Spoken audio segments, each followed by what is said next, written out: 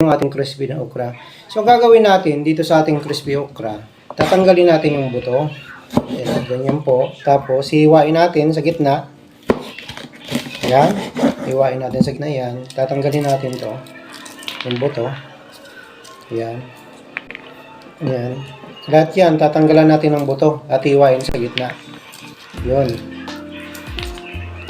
Tapos, hugasang maigi. Patapos yung mahiwa ng ganito, ganito po yung magiging itsura niya. Ganito yung magiging itsura niya. So, ang gagawin natin, ay gagamitan natin ng ating Master Bicno breeding mix. Itong ating okra.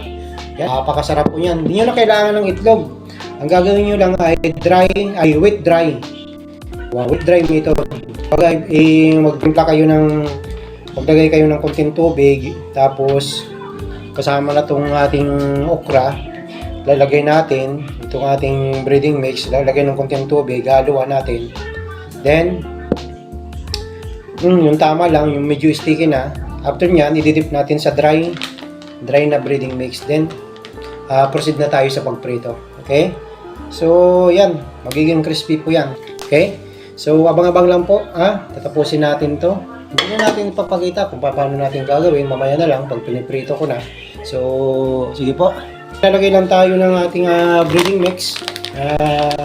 Itong ating Master Bicno breeding mix powder. Sa mga nagtatanong, kasi marami nagtatanong po kung maglalagay pa doon ng asin, ng kung anong paminta. Ay, hindi na po. Baga, complete na po to. Kumbaga, ilalagay nyo na lang sa inyong ibibreedings lulutuin. Yan. Gagawin natin, lalagyan natin ng konting para kumapit yung kanya tawag yan, yung kanyang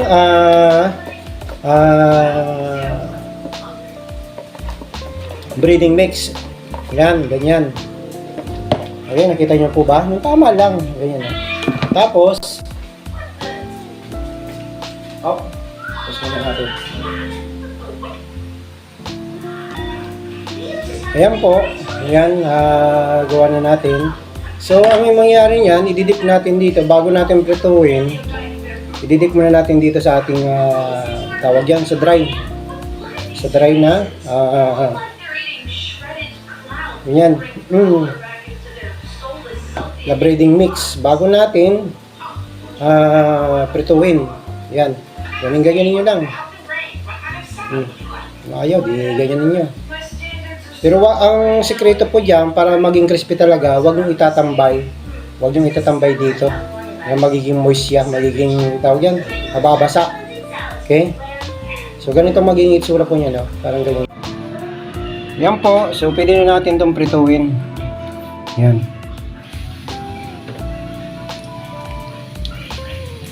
Hanggang matos siya.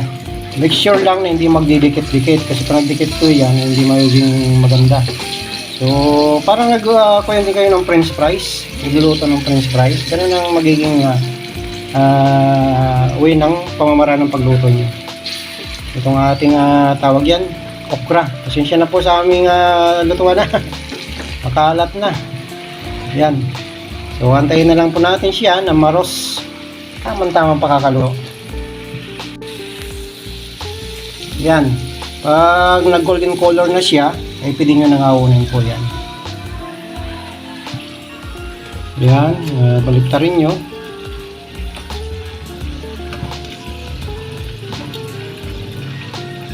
Diba? Yung mga anak yung pikan sa sa gulay, pwede nyo po itong gawin. Ayan. Lapit na siya. Nakikita nyo naman kung luto na siya kasi nag-golden color na. Ayan. Ito, luto na to. Pwede na to. Ayan, lagyan natin dito. Ayan. Diba?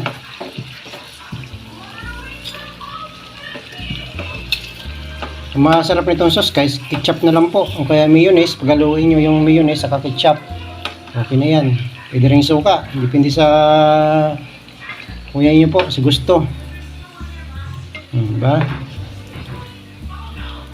So, hindi na natin papakita yung lahat kasi mahaba to, marami pa akong piprituhin. Ayan. So, papakita ko na lang po sa inyo. Ayan po. Yung ating crispy okra. Ayan po.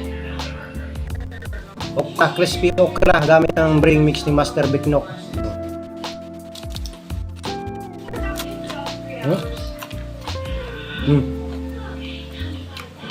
Narinig niyo po ba yung crispiness?